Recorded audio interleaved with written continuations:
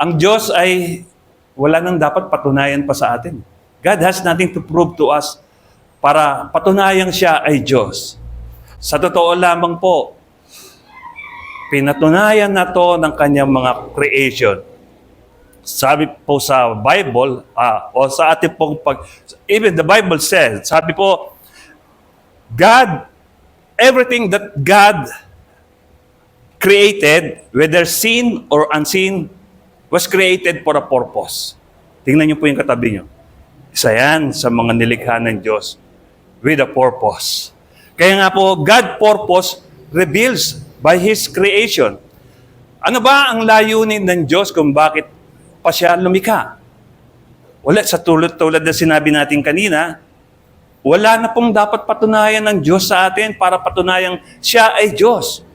Pero gumawa siya ng bagay na nagpapatunay na talagang siya ay Diyos sa pamamagitan ng creation niya. At ang creation niya, nakikita at hindi nakikita. Ang sabi natin kanina, part ng creation ng Diyos, yung buhay natin. Yung mga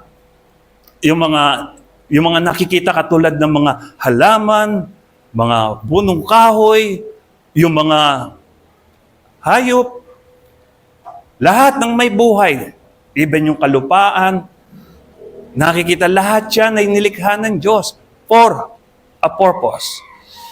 Eh, paano naman hindi nakikita? Yung pong hangin, hindi natin nakikita yan. Pero likha rin po yan ng Diyos. Minsan matatanong natin, bakit? Ano ba ang purpose ng araw? Ba't ang init niya lagi? Kung maalala niyo po sa creation, sabi dati, ang daigdig ay nababalot ng dilim. At ang dagat, ang siyang bumabalot sa kalupaan. Pero nung sinabi ng Lord, mahawi ang kalawakan at lumitaw ang kalupaan.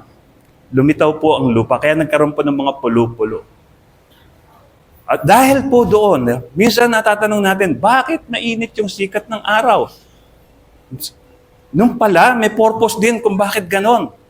Para po makontrol niya yung entire universe. Ang dami po natin mga planet kinokontrol ng araw. At the same time, paano nagkaroon ng hangin? Nagkaroon po kasi ng self-rotation. Yung ating daigdig. At yung daigdig na to na umiikot, siya po ang nakakapag-create ng hangin na kung saan yung hangin na to nagbibigay sa atin ng oxygen para tayo ay mabuhay. Everything has a purpose. Bakit? Ang mga ibon may mga pakpak. Kaya po para nakakalipad silang malaya roon sa kalawakan. Bakit yung elepante walang pakpak? Kasi baka dapuan ka, pisat ka. Kaya walang pakpak ang elepante. Sabi po natin kanina, everything that God created, whether seen or unseen, was created according to His purpose. Lahat may purpose. Bakit tayo pinanganak? Bakit tayo umabot sa ganito? Bakit tayo nagkakasama-sama rito? Because God has a great purpose. Psalms chapter 139 verse 13 sabi, "For you created my inmost being, you knit me together in my mother's womb." Sa Tagalog po sinabi, kilala niyo ako dahil kayo ang lumikha sa akin. At kayo ang humugis sa akin sa sinapupunan ng aking ina. Sabi po rito, kahit nasa sinapupunan pa lang mang tayo ng ating ina, siya na ang humuhubog sa atin. Pero bago niya dalhin tayo sa sinapupunan ng ating ina, nandun na siya sa sinapupunan ng kanyang kaisip, nandun na tayo sa sinapupunan ng kanyang kaisipan upang doon dalhin tayo sa sinapupunan ng ating mga ina. At dahil doon, alam niyo, minsan natatanong ko, bakit ngayong panahon ako ipinanganak? Bakit hindi yung panahon ng swords and arrows and bows? Yung panahon na hindi pa uso yung nuclear? Yung panahon hindi pa uso yung touchscreen? Yung panahon wala pa mga bashers, mga ganyan? Pero bakit ngayon ako pinanganak? Because God has a great purpose in my life and in your life. Kasi maaaring Kung doon niya ako pinanganak, maring siguro sandali lang yung existence ko. Tigok na kagad ako. Pero because in the fullness of time, nilagay niya tayo rito. Dahil meron nga po siyang dakilang layunin. Sabi po natin sa God purpose reveals by His creation. Totoo po yan. Ang mga nilikha ng Diyos. Halimbawa po, no? Bakit, tulad ng nasabi natin kanina, bakit ang ibon nakakalipad? Kasi meron silang pakpak. Bakit ang mga, sabi natin kanina, ba't ang elepante walang pakpak? Para pag dumapo kasi sa'yo, pisat ka nga. Kaya hindi pwede magkaroon. So, napakagaling po ng Diyos. Kung alam niyo po, kung gaano siya ka-artistic din, makikita nyo, yung damo pa lang na walang, lagi natin nakikita dyan, paglabas mo pa lang, may damo na. Na kung sana, parang wala naman silbi, kundi pagkain din ng mga hayop, no? Para sa atin, wala. Pero sa mga hayop, pagkain nila. Pero makikita natin yung paano kinreate ng Lord, yung mga dahon, talaga yung figure niya. Kung and even yung pagka ito ay namulaklak pa, di lalong mas maganda. Paano niya nakuha yung ganong klaseng art? Ganon ang Panginoon. Sabi po sa Proverbs chapter 16 verse 4, the Lord has made everything for His own purposes, even the wicked of a day of disaster. Lahat ng nilikha ng Diyos ay nilikha niya para sa sarili, para merong direksyon, merong layunin kung bakit, alimbawa po, no? Bakit, sabi natin, paano kung yung ibon na sinabi natin kanina ayaw na lumipad at gusto mamuhay sa karagatan? Hindi maaari, mamamatay siya. Paano kung yung mga isda na nilikha rin ng Diyos ay lumipat sa lupa? Hindi rin sila mabubuhay.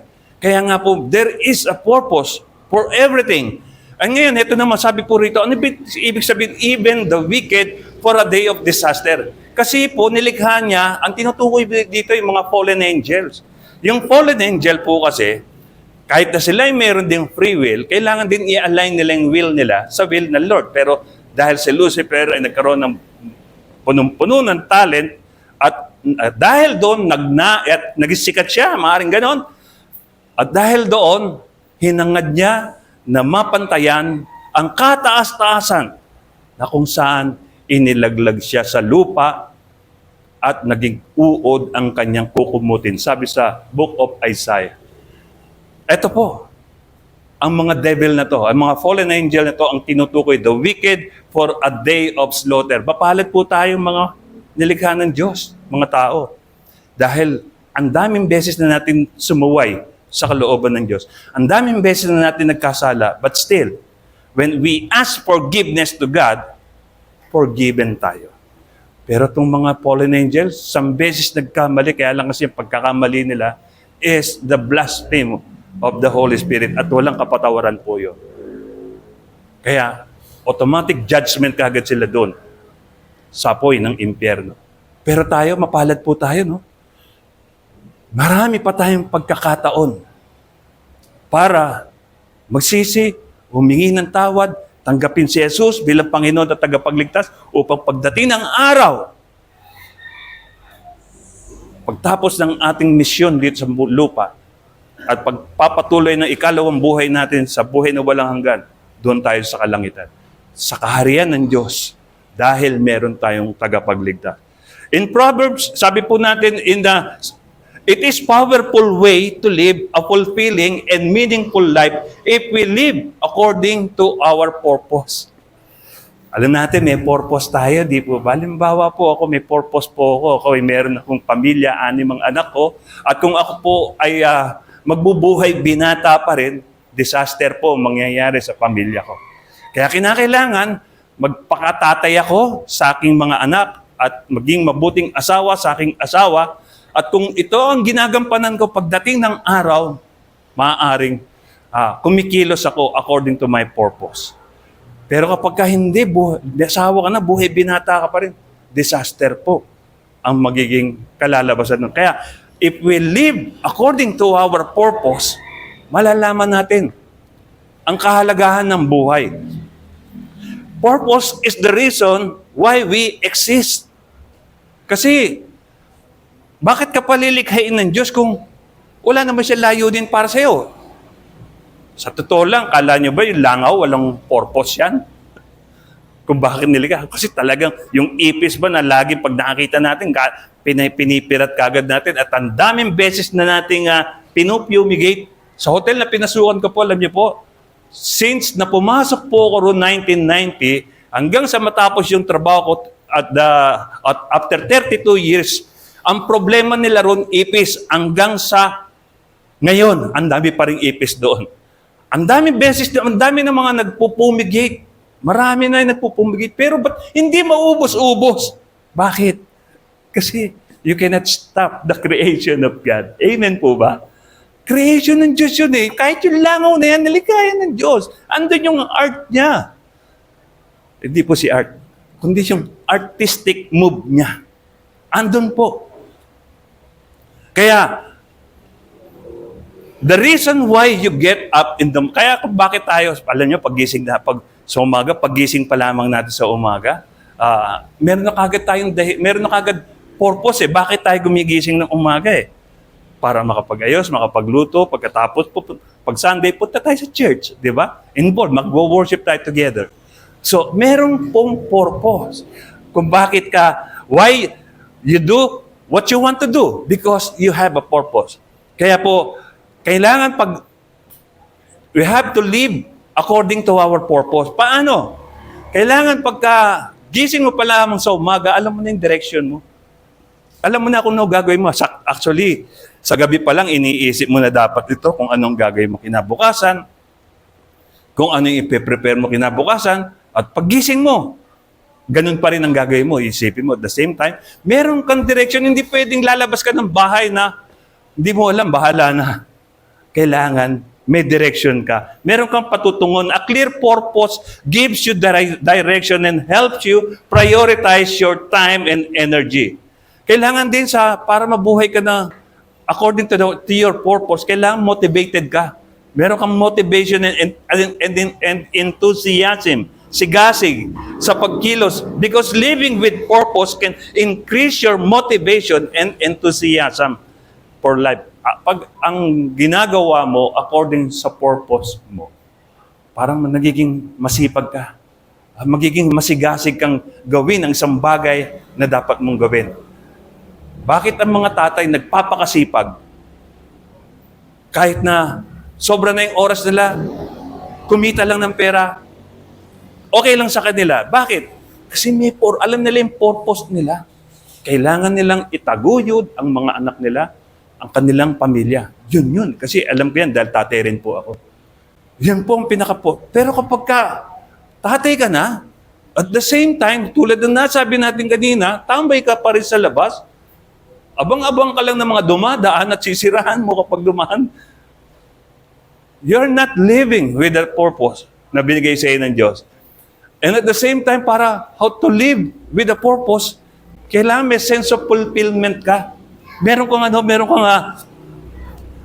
kang satisfaction, nagiging masaya ka. Sa trabaho po namin, nung ako'y nagtatrabaho pa, meron kaming evaluation doon, assessment. Tinatanong doon, bahagi ng tanong doon, masaya ka pa ba sa trabaho mo? Pag sinabi mong hindi, tatanungin ka ngayon, ano ba ang magpapasaya sa'yo? Okay lang ba i-transfer kita para doon ka maging masaya? Dahil kasi even the managements themselves, naniniwala kapag ang isang empleyado, isang manggagawa ay hindi na masaya sa ginagawa niya, hindi na siya nagiging productive. Amen po ba? May tao po ba rito? Tandaan po ninyo, even sa ministry, kapag ka sa ministry kinalalagyan mo, hindi ka na masaya. Hindi ka na nagiging produktibo. Kaya kinakailangan, habang nasa ministry ka, nandun yung saya mo pa rin, nandun yung eager, nandun pa rin yung enthusiasm mo. Motivated ka sa paggawa, sa pagkilos, dahil alam mo ang purpose mo, bakit ka nandun sa ministry niyan. At ang Diyos ang naglagay sa'yo sa ministry niyan. Kaya mahalaga sa mga taong kumikilos according to their purpose, yung nandun pa rin yung satisfaction, yung saya nila. Masaya pa ba po kayo naglilingkod sa Panginoon? Amen. Praise the Lord. Purihin po ang Panginoon. Because a clear purpose can help you navigate challenges and setbacks. Kapag malinaw sa isip mo ang layunin mo kung bakit ka nag-i-exist, tandaan po natin, kahit na anong challenges pa ang dumating sa buhay mo, mananatili ka pa rin nakatayo. Mananatili ka pa rin matatag. Dahil kasi alam mo, malinaw sa'yo kung bakit ka kung bakit mo ginagawa yun. Alam mo ang purpose mo. Alam niyo po, nung dati sabi ko po, tatapusin ko yung 60 years old ko, pagre-retiro ko, age of retirement ko, bago ako mag-full-time sa ministry. Sabi ko ganun. So, dumating yung time na sumakit yung tuhod ko, grabe. Halos hindi na ako makatayo, pero sa totoo lang, lagi kong tawag dito, dinadaing ito sa misis ko, even sa mga anak ko, na talagang halos hindi na ako makatayo sa tuhod ko dahil sobrang sakit. Nagpa-check up na ako, yung x-ray ko, maganda naman na result, yung lab test ko, yung sa blood test ko rin, kumpleto, ayos lang lahat, yung uric ko, normal. Pero bakit ganun? Sabi ko, napakasakit. Dumating yung time na, sabi ng kapatid ko, mag-aral ako sa seminary, sa Bible school, dahil sa talagang matinding encouragement sa akin, nag-enroll po ako. Pagkatapos ng trabaho ko na maghapon nakatayo, lalakad ako papunta ro sa school. Ang sakit po talaga ng tuhod ko. Sobra. Minsan nagme-meditate po ako sabi ko, Lord, ano po ba yung problema? Patawarin mo po ako kung ano yung mga pagkukulang ko sa iyo. Kung ano po ba ang gusto niyo mangyari susundin ko na po, Lord. After the prayer, sa prayer na yun, alam niyo po, mga sumunod na mga araw, nagkaroon ng pandemic. Nung nagkaroon ng pandemic, sabi ko, Lord, paano to? Gusto ko nang mag-serve. Paano ako mag-evangelize? Paano ako mag-evangelize nito? Pandemic nga, lockdown, hindi nga ako makalabas. Hindi isip na Lord sa akin, use the social media. Ang daming tao dyan. Naiisip ko, alam niyo po, siguro ilan sa inyo wala pa rito. Ito, pawid pa to. Maraming beses kong ginagawa, yung may hidden camera ako, binibidyo ko yung mga preaching ko. Ang purpose ko doon, to edify. To edify ko yung sarili ko kung saan yung part na kulang ako sa pagsasalita, para ma-edit ko yung sarili ko kung paano ko ayusin yung pagsasalita ko rin, kung saan ako banda strong.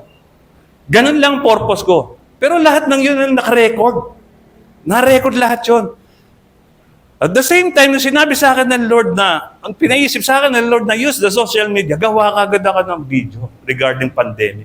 At the same time, pinaisip sa akin ng Lord, ang dami mong ginawang mga yun po yung mga ina-upload ko. Kung nakikita niyo po sa wall ko, lahat ng yun, ina-upload ko po lahat. At the same time, alam niyo po, ang naging result, ang dami ko pong mga nakilala na meet up o na-meet through social media. Ang dami, iba't iba. May mga problema, yung ibang attempting suicide na po talaga. Meron pa nga dito, inirefer sa akin ng 700 Club. Nakakausap ko, matin na rin po rito. Suicidal na rin po yung babaeng yun. Dahil baon na baon siya sa utak. Pero purihin ng Panginoon. Ay, nandiyan siya sa lying in kasi midwife siya. Dati siya may clinic. Binenta niya yung clinic niya. Dati siya may mga sasakyan at bahay. Binenta niya dahil sa baon na baon siya sa utang. Pero nung nirefer sa akin ng Lord, purihin ng Panginoon. Ngayon, nagtatrabaho na siya ngayon doon sa lying in. At sa mga estudyante na nakakausap ko, talagang suicidal. Kamakailan? Ilang araw lang na nagdaan, siguro last Friday or last Thursday, yung batang estudyante lumapit sa akin, talagang gusto niya na magpakamatay. Bakit? Sabi niya, what's the meaning of my life? Sabi niya, wala namang nagmamahal sa akin. Sabi niya, pag ako namatay, wala rin naman mag-aano sa akin, mag-aasikaso, sabi ng batang estudyante ito. And then, talagang saradong-sarado ang puso niya. Sabi ko sa kanya, talagang halos dinihidi niya. Alam mo ba, pupuntahan mo pagkatapos mong magpakamatay? Alam ko, impyerno, at dana ako roon. Sabi niya, talagang tigas ng puso niya. Alam niyo po, sabi ko, mahal ka ng Diyos. Pero diretso pa rin sa pagsasalita, inulit-ulit, mahal ka ng Diyos. Mahal ka ng Diyos. Mahal ka ng Diyos. Lagi ko po sinasabi, alam niyo po, miyak. Sabi, hindi ko na kaya. Sorry po, Lord. Di ba? Alam niyo po, sabihin niyo lang sa mga taong hindi sumasampalataya, mahal ka ng Diyos. Very powerful po yan. Subok ko na po. Ito lang, kasasabi ko lang po doon sa batang yun. Ito po, what is the purpose of my life? Sabi ko, Lord, paano pa? Ang dumating nga po, alam niyo po, nung nawala na po, nung habang nagkakaroon ng tinutuloy ko na po yung panawagan ng Lord sa buhay ko, tuloy-tuloy na po. Napansin ko yung tuhod ko, hindi na masakit. Purihin po ang Panginoon, no? Sabi ko, meron nagkaroon ng konting luwag sa pandemic nung time na yon. Nakapag-jogging ako. Purihin ang Panginoon. Sabi ko, talagang, Lord, sorry po. Sabi ko sa mga pagkukulang ko. At the same time, ito po, nagbibideo ako ngayon. For the sake ng mga taong hindi pa nakakarinig. Kayo narinig nyo na eh. Di ba? Yung iba, paano yun? Gusto nilang marinig din. At the same time, alam niyo po, kamakailan, talagang ang daming basher. Ito, meron namang Muslim. Dinidibate ako. Pero kailangan mo entertain, may paliwanag mo. True, social media pa rin. Pinapaliwanag ko po. Pero hindi po tayo sumusukat. Everything comes to me, I consider it an opportunity. Amen? Opportunity yan eh. Huwag natin sayangin. So, ito po sabi ko, my plan to retire. Sabi ko, pero dumating yung time, nagka-pandemic, natrabaho pa rin ako. Nagkaluwagan na, pasok pa rin, nagkatrabaho pa rin. Focus kasi ako doon sa aking goal na matapos yung aking retirement age. Pero alam niyo ano nangyari? Aros, natatanong ko na yung finish line. December na, magdi-December na, 2024. Tapos, nung June na yun, dideklara magsasara yung hotel na pinagtatrabaho. And that time I realized, hindi pala yung purpose ko masusunod, kundi yung purpose niya. Di ba? If we align our purpose to the purpose of God, very fruitful po yan. Maniwala po kayo sa... Alam niyo po, dalawa kami nagsabi nun eh. Sabihin ko po, yung si Kuya Rene, Brother Rene, namatay na tatay ni Irene, dalawa kami nagsabi nun eh. After 60 years, bro, magpo-full time ako. Ako rin, sabi ko. Kaya lang, kinuha na siya ng Lord eh. Pero purihin ng Panginoon, nandito pa rin po ako, fulfilling the purpose of life, or the purpose of God in my life. So, ganito po, no? Even, alam niyo po, kahit yung teacher, hindi lang po yung mga estudyante, yung mga teacher na nakakausap ko, suicidal na rin po. Bakit po ako dito tinatapat ng Lord? Kasi, yun po yung purpose ng Lord sa akin eh. Kaya hindi ko po pwedeng takasan. Dito niyo po ako nilagay. Tuloy niyo po. Ituloy ko lang, sabi niya. But, in our area, sa buhay natin, how we discover our purpose? Paano natin madidiscover yung purpose natin sa buhay? Sabi po rito, kailangan, alamin mo yung value mo. Alamin mo yung kahalagaan mo. Saan ka ba part na sa tingin mo, ikaw ay nagiging productive sa ministry, nagiging productive sa pag-handle ng mga tao para maakay sa Panginoon? Consider your value. Alam niyo po, yung mga alipin, during the time, hindi natin naabutan yun eh. Pero yung panahon dati, ang mga alipin, wala silang human rights. Mapalad po tayo ngayon, may human rights tayo. Wala silang human rights. Pwede silang ipagsabong gawing gladiator sa arena, mamatay sila, wala silang problem. Parang yung manok, yung sinagsasabong dito, yung manok, pagsasabungin hanggang sa mamatay yung manok, pinaglalaban yung pera ng may pusta. Ganun yun eh. Ganun ang value ng mga alipin. Yung wala silang kabuluhan. Pwede silang patayin ng Panginoon nila anytime na gustong patayin. Alam niyo po, tayo rin, naging alipin din. Alipin tayo ng kasalanan. Pero dahil sa kabutihan ng Diyos, para mawala ang pagkaalipin natin ng kasalanan ito, tiniis niya ang pagpapahirap sa kanya ng mga tao sa krus ng Kalbaryo, mabayaran lang kahit ng kanyang dugo ang kasalanan nating lahat. Di ba? Kaya nga po, mula noon, ang sino mang tumanggap sa Panginoong Hesus bilang Panginoon at tagapagligtas ay magkakaroon ng buhay na walang hanggan. Wala na sa kapahamakan. Sa John chapter 3 verse 16. Kaya po, lahat ng mga tumanggap sa Panginoon, hindi na alipin. Sila ay malaya. Tingnan mo yung katabi mo. Malaya na yan. Pinalaya na ng Panginoong Hesus yan. Buhay pinambayad yan. Ang value po natin, nilikha tayo according to God's image. Sabi niya, let us make man in our image. May kasama siya. Kaya po yung kasama niya, hindi yung angel. Ang kasama ng creator ng God, yung anak niya. Let us make man in our image. Kaya po tayo, yung value natin, the image of God is within us. Yan ang value natin. At the same time, you are paid by the blood of the Son of God. Ganyan ang value natin. Napakahalaga natin. Biro mo, anak ng Diyos. Ipambabayad sa buhay mo. Lumaya ka lang sa kasalanan. Ganun ang Diyos. Sabi po rito, in Ephesians chapter 5 verse 16, make the most of every opportunity in this evil day. Abang palapit ng palapit yung araw, parami ng parami, ang kasalanan, talagang ang kasamaan ay namamayagpag. Sabi, sikapin nating mamuhay according to our purpose. And identify your strength. Ano ba yung lakas mo? Saan ka ba naging produktibo? Ano ba yung nagiging productive ka ba sa isang lugar na kinilalagay mo o hindi ka nagagamit doon? Kung hindi, doon ka sa lugar na produktibo ka. Alam niyo po, meron akong napanood sa FB, ganito po yung storya. Yung bata nagtanong, Dad, what is the value of life? Sabi niya, etong bato, dalin mo sa palengke, tanungin mo kung magkano. Bumalik yung bata, sabi niya, Dad, it costs 20 pesos. Ha? O sige, you go to the jewelry store, sabi niya. Tanong mo kung magkano ang value ng batong ito.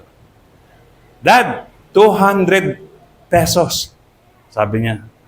O pumunta ka naman doon sa museum, sabi niya. Tanungin mo kung magkano. Tuntuwa yung bata, Dad, 2 million ang value ng batong ito. And that is the value of life. Kung saan ka mas mataas ang value mo, doon ka. Huwag mong pilitin, huwag mong isiksik yung sarili mo sa lugar na hindi ka nagagamit, sa lugar na hindi ka napapakinabangan. You have the value of life. Mataas ang value mo. Kapag hindi ka nagiging produktibo sa isang lugar, find another place na magiging productive ka. Sabi sa akin ng kasama ko sa trabaho dati, Chef Jess, dati mo lang akong casual, pero ngayon, manager na ako. Sabi niya, uy, ang buti ka pa. Kaya Chef Jess, umalis ka na dyan. Pag alis mo dyan, ang daming mga opportunity naghihintay sa iyo rito. Ganun po ang value ng life. Minsan, nilalagay natin sarili natin sa isang lugar na hindi ka naman masyado napapagpahalagan. Pero mahalaga ka sa Diyos eh. Kaya dahil sa mahalaga ka sa Diyos, gagawa at gagawa ang Diyos para ilagay ka sa mas mahalagang tungkulin, gampanin.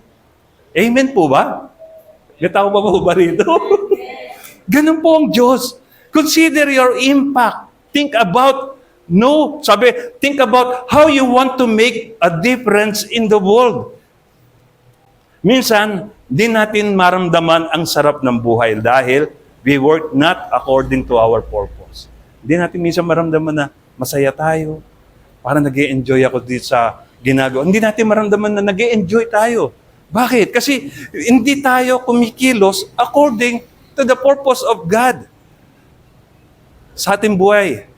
Yung nabit natin kanina, you gently call me into your presence, guiding me by your Holy Spirit. Teach me, dear Lord, to live all of my life to your eyes. Ganun po eh.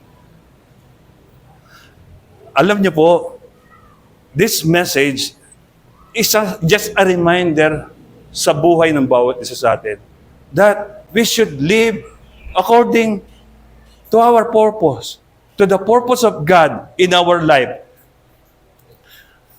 But sabi po, meron po tayong kasabihan, the purpose of life is to find your gift. The meaning of life is to share it away. Ulitin ko lang. The purpose of life is to find your gift. Ano ba yung gift mo? At pag nalaman mo yung gift mo, the purpose of life is to share it away to others. Kaya nga po sabi ng Lord, the most pinaka-importanting commandment is to love your God with all your heart, with all your might, with all your soul, with all your strength.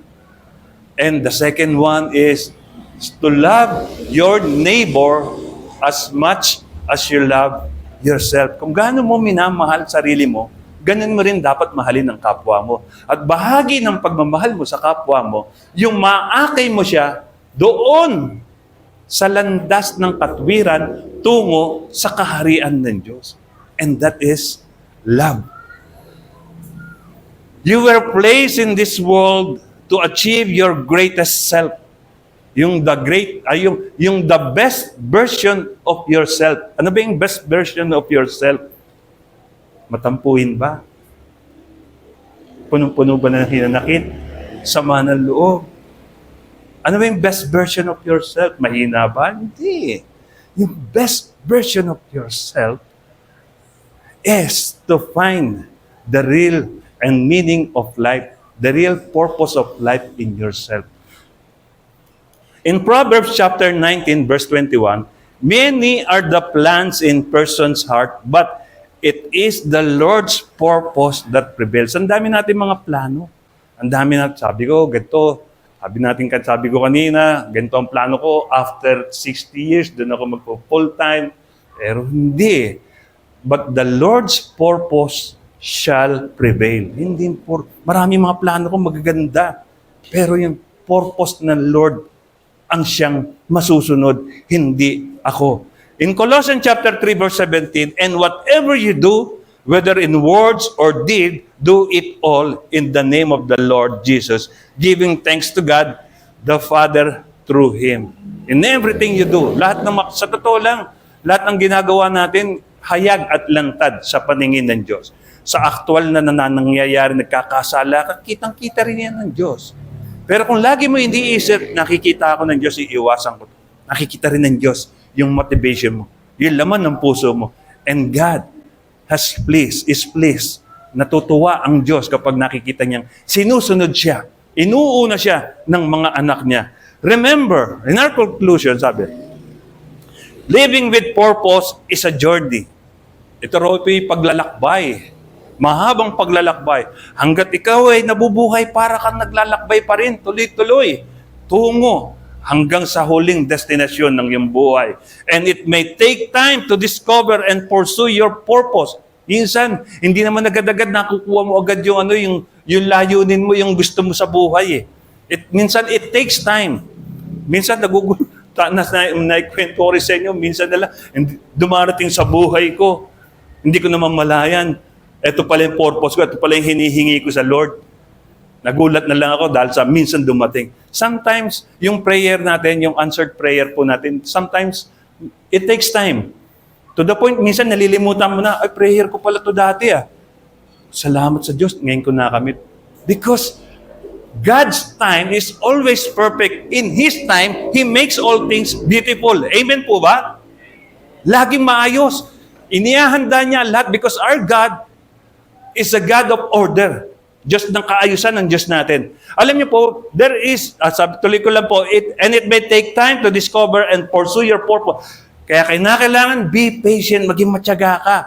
Stay committed and trust that God has a plan for your life. Magtiwala lamang po tayo sa Diyos. Alam ng Diyos ang ginagawa niya. Alam niya, mas higit pa, ang dakila ang plano niya kaysa sa plano niya sa atin. Alam niyo po, meron akong ginawang acronyms ng purpose. And that is, pursuing ultimate reason and purpose of something exists. Ano po ba ibig sabihin niya? Purpose. Pursuing ultimate reason and purpose of something exists. Ito yung paghahanap, pagtsatsaga ng tunay na dahilan at layunin kung bakit nag-e-exist ang sambagay katulad mo. Ano ba ang tunay na dahilan bakit ako nag-e-exist? What is the purpose? What is the reason? Why am I here? Because God has a purpose. Alam niyo po, dalawang tao lang, o dalawang karakter lang sa Bible, ang nakita kong nagsabi na, buhay pa siya pero alam niya na natapos niya na. Natapos niya na yung purpose niya, yung mission niya. And that is Apostle Paul. Sabi niya sa 2 Timothy chapter 4 verse 7, yung number one karakter na to is Apostle Paul. Sabi niya, I have fought the good fight. I have finished the race. I have kept the faith. Sabi niya, I finished the race. Samantalang tayong lahat, tumatakbo pa, patungo sa finish line. Pero siya, buhay pa, pero sinabi niya, I have fought the good fight. I finished the race. Natapos niya ang takbuhan. Buhay pa siya nun ha. And one more character is our Lord Jesus Christ. When He said on the cross, on John chapter 19 verse 30 said, when He had received the drink, Jesus said, it is finished. With that, He bowed His head and gave up His spirit. Dalawa, sabi, it is finished. Dalawang karakter. Natapos nila. How about us? Nandun na po ba tayo sa finishing? Nandun na po ba tayo sa area na tinatapos na natin ang ating purpose in life? O nandun pa po tayo sa punto, no, part ng buhay natin na tumitigil na tayo. Malayo pa ang lakbayin. Malayo pa ang pupuntahan natin, mga kasama, mga kapatid. Kaya huwag tayong titigil. Takbo lang tayo ng takbo. Makakarating din tayo sa finish line. Amen po ba? Palakpakan nga po muna natin ang Panginoon. Hallelujah. Sabi po, minsan, nasasabi ko na we wake up with purpose. Pagising natin, may purpose kagad, may layunin kagad tayo kung bakit tayo gumising. Direction, meaning every day of our life. We are blessed beyond measure. And one more thing is, we all exist to serve and glorify God. Amen po ba? Yan, ito. Lahat tayo nag-i-exist. For what? To serve and glorify God. Kung ayaw natin maglingkod sa Panginoon, kung ayaw natin i-glorify ang God, tatawagin niya ang mga bato. Ang mga batong to ang magsiserve at mag-glorify. Walang imposible sa Diyos. Tayo nga, galing lang sa alabok naging tao Bato pa kaya? Walang imposible sa Diyos. Pinatunayan niya na ito. Kaya sabi natin kanina in our introduction kanina, God has nothing to prove to us. Wala siyang kinakailangan patunayan sa atin. Because yung creation niya ang nagpapatunay na talagang siya ang walang hanggang Diyos, ang makapangyarihan sa lahat. But right now, mga kapatid, you are anointed. Pinahirang ka ng Diyos ng banal na dugo niya. And you are empowered. You are equipped. And you are people, and you are called to reach people who are far from God. May purpose ka, mga kapatid. Yung nagtatrabaho ka, yung mga kasama sa trabaho, na-sharean mo na ba? Kapitbahay mo, na-sharean mo na ba? Yung mga lagi mo nakakasama, mga kaibigan mo, mga kaklase mo, na-sharean mo na ba ng Word of God? Yan, purpose mo, kapatid. maakay sila doon sa landas tungo sa kaharian ng Diyos. One more thing mga kapatid, you are not accident. Hindi kayo aksidenteng sumulpot lang dito sa lupa. Hindi aksidenteng nandito tayo magsama-sama sa church na to upang i-glorify ang God. Hindi po aksidente na yung pamilyang kinakaaniban mo, nandun ka. Kasama ka. Hindi po aksidenteng naging tatay ka o kung ikaw ay tatay. Hindi aksidenteng naging nanay ka kung ikaw ay nanay. Hindi aksidenteng naging anak ka kung ikaw ay isang anak. Ang lahat ng ito ay pinlano ng Diyos. Pinlano ng Diyos for His divine purpose. Mari po ba tayong yumuko at manalangin? Hallelujah. Panginoong Diyos, kami nagpapasalamat sa iyo sapagkat pinaalala mo po sa amin kung anong layunin namin sa buhay, Lord God. Kung ano ang dahilan bakit kami nag-i-exist sa mundong ito. Salamat po sapagkat ikaw po, Panginoon, ang Diyos na may kaalamang hindi kailanman masusukat, maaarok, hindi naman kahit ng pinakamatalinong tao sa mundong ito, hindi kayang arukin ang karunungan mo, O Diyos. But you reveal it to us through the power of the Holy Spirit, Lord God. Maraming po salamat sa iyo. Binigyan mo kami ng pribilehiyo na mabuhay, makita ang ganda ng iyong nilikha. Ang mga nilikhang nasa kalawakan, ang mga nilikhang nasa karagatan, at ang mga nilikhang nasa kalupaan. Panginoon, nakatanim man sa lupa, gumagalaw man sa lupa, kahit ang kalit-liit ang langgam, Panginoon, pinakita mo po sa amin at pinaalala mo po sa amin na kahit na ganito kaliit na langgam ay merong kabuluhan sa mundong ito. Merong kahalagahan, O Lord God. Gaano pa kaya ang buhay namin, Panginoon? Ano ba ang halaga ng buhay namin, O Diyos? Inilagay mo po kami rito for your great purpose, O Lord God. Help us na mag-function po kami according to your purpose. But sometimes, Lord, we rebel against you, Lord. Hindi namin sinusunod ang kagustuhan mo sa buhay namin. Ang ginugusto namin sundin yung gusto lamang po namin, even if it is a sin, O Lord God. Forgive us, Lord God. And this is the moment right now, Lord. Tulad po ng inawit namin kanina, you are the potters, we are the clay, O Lord God. Hubugin mo po kami according to your purpose, according to your will. Hindi po kami, Panginoon, pipigil, aayaw sa bagay na itinakda mo sa buhay namin. Lord, search our heart right now. Panginoon, alam po namin, batid mo ang laman ng puso ng bawat isa. May we live according to our purpose, the purpose that you set us in our life. Maraming po salamat, Ama. Ito po ang aming nagkakaisang panalangin. And everybody say, in Jesus' name, this we all agree and pray. And everybody say, Amen. Amen.